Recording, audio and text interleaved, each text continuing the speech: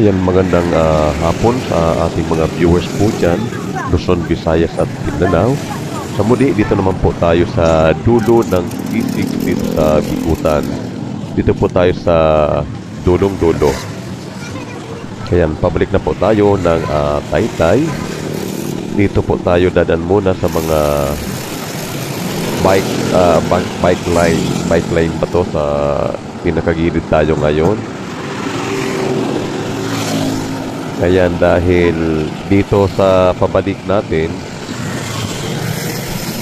meron ditong para sa bike talaga. Doon sa papunta, galing tayo sa papunta dito sa Bikutan, talagang sabayan tayo sa mga truck, sa mga motorista, sa mga private vehicle.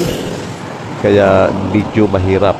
So ngayon, dito muna tayo dadaan sa mga daanan ng mga motorista, sa mga jeep, sa mga bus, sa mga truck, sa mga private vehicle. Dahil dyan sa kanan, hindi pa nakakadiretso. So, may inaayos pa dyan. So, mamaya papasok tayo dyan sa right side. Dahil yan, turo diretso na yan. Mahabang bike lane po siya. So, matatapos na rin po yan. So, dulong-dulo tayo dyan. Kasunod dyan na po tayo dadaan. Dahil puro bike lang po dyan ang dumadaan. Dito medyo mahirap, medyo delikado dahil nga ang kasabayan natin dito ay talagang puro mga truck, mga private vehicle, motorista. Kaya medyo mahirap, medyo mabilis takbo natin dito. Kaso lang dito lang tayo dumadaan sa medyo gilid dahil baka masagi tayo ng mga naglalakihang truck at mga private vehicle, mga motorista, mabibilis din. Although may mga dumadaan naman dito mga bike, hindi lang ako. Pero ang pinakadaan talaga dyan bike, ang mga daanan talaga doon sa kanan. Kaso lang, hindi pa tapos yan. So, dyan pwede na tayong mag-exit dyan sa kanan dahil pwede na dyan pumasok. So, pansamantala, dito muna tayo sa pinaka-highway, sa mga daanan talaga ito ng mga truck. Lilipat tayo dyan, mag-i-exit tayo dyan mamaya sa unahan para at least medyo hindi tayo kabahan dahil puro nagwo-walking ang mga nasa kanan, bike at saka mga taong nag-walk, nagja-jogging. Kaya lilipat tayo dyan sa unahan banda. I-exit tayo unti-unti, although andito naman tayo sa gilid, mabilis na tayo maka-exit sa kanan. Yan na lang ang babaybayin natin yan. Pumasok na tayo, guys. Ayan. So dito, hindi tayo kakabahan dahil ang mga bike dito ay ilan lang. So nagsasalubong din dito ang mga bike. Kaso lang yung mahaba itong bike lane. So hindi nakakatakot dahil halos dito ako lang ang dumadaan dito. Ang iba nasa gilid, nagpapahinga. Hindi nakakatakot dito magtambay. Hindi nakakatakot mag-bike. Kahit umaga o gabi, hindi nakakatakot dahil napakaraming tambay at saka maliwanag ang ilaw dito. So sa mga nagbabalak, nagpaplano, dumayo dito para na mag-bike, mag-jogging dito sa C6, ayan, yan po dito po sa tulay yan. Ayan, may breakwater po dyan. Ayan, pababa tayo. Yan, napakasarap mag-bike dito dahil ito, 24 kilometers, balikan po siya. So, pangalawang business na po natin lumabas dito sa C6. Kaya medyo papractice ng ating legs. Halos napapatak na siya. So, kaya na natin lumaban sa pangmalayo ang karira. Bigyan pa nyo ako ng mga 1 month o 2 months. Ayan, pwede tayong masumali sa mga karira. Kaso lang dapat may partida. Nasa harapan na, nasa unahan na tayo. Dahil ang mga bata ngayon ay talagang napakabilis dahil sanay ilang taon na nilang ginagawa ito. Ang pagbike dito sa balikan, dito sa C6, kaya sa kanila halos wala na lang ang pagod.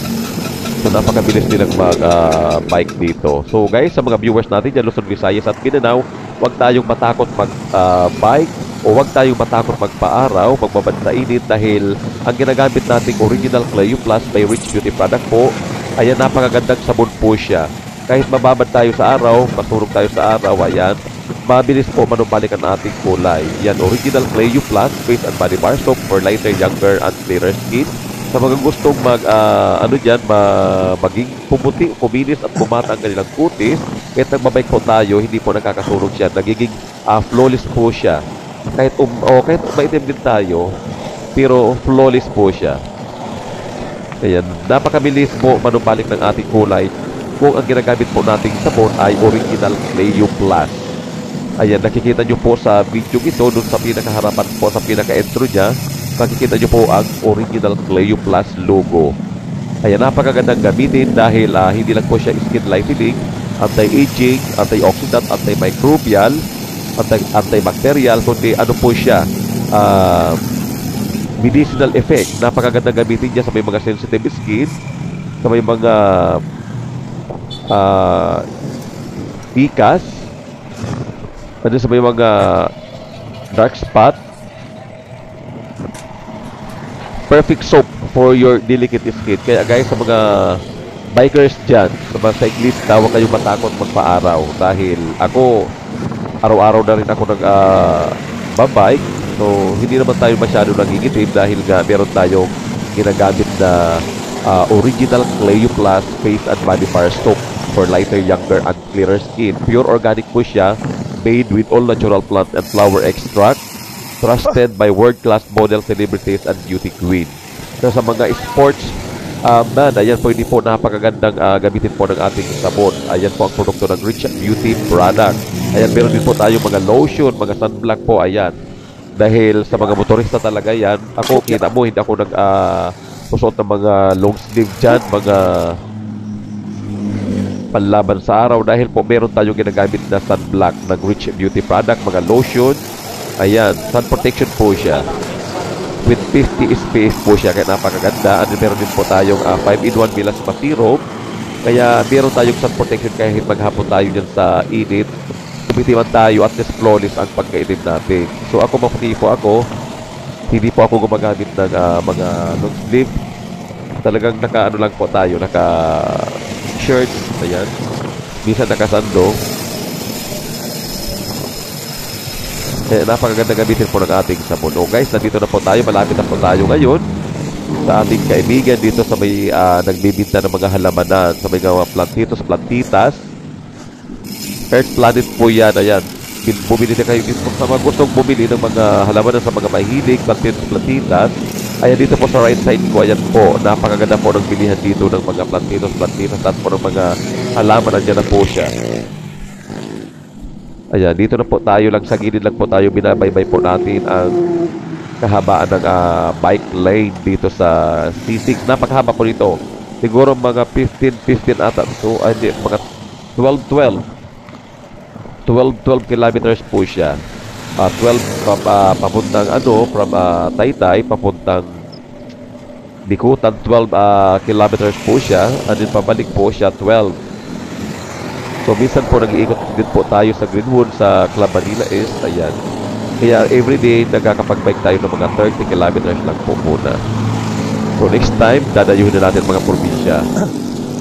Kaya medyo pinapractice muna natin ang ating legs dito sa, Resistencia, dito sa C6. Kung isang araw, one week po ako sa subdivision dito sa Greenwoods. So, after 1 week, ayan, dito na po tayo ngayon nag-road bike dito sa kahabaan ng C6. Dahil napakalayo po dito. Sobrang layo po dito. Kaya guys, sa mga viewers po dyan, na mga mahilig po sa magbisiklita, ayan, napakagandang mag-bike po dito sa C6 dahil napakahaba po ng bike lane niya. Ayan po. Ayan, tatalunin natin dyan dalawa. Talunin natin dyan. So dito nakipag-marches muna tayo dito na nakipagpintuhan tayo dyan sa bata. Ang kanyang dalang bike Flexi naman yan? ay Flexi. Flexi ba yan? O yung walang brake, walang preno? Mahirap. Sanayang lang. Hindi ko alam. Kasi bago lang ako magbabike, hindi ako sana mag-bike. Saka nagpipreno. So dahil kaya tayo nagbabike, dahil ang bike natin ibinigay lang sa atin ng ating kaibigan. Meron pag-control. So ang binigay na regalo sa atin na bike ay napakamahal pala nito. Pero hindi pa ito ang pinakamahal. Dahil may mga bike na almost nasa 2 million din. Ayan. Ito bike natin nasa ano lang siguro to, nasa 60 to 90,000 siguro itong binigay sa ating bike. Eh, maraming salamat po dyan sa Mark Inasal. Thank you so much and God bless us all.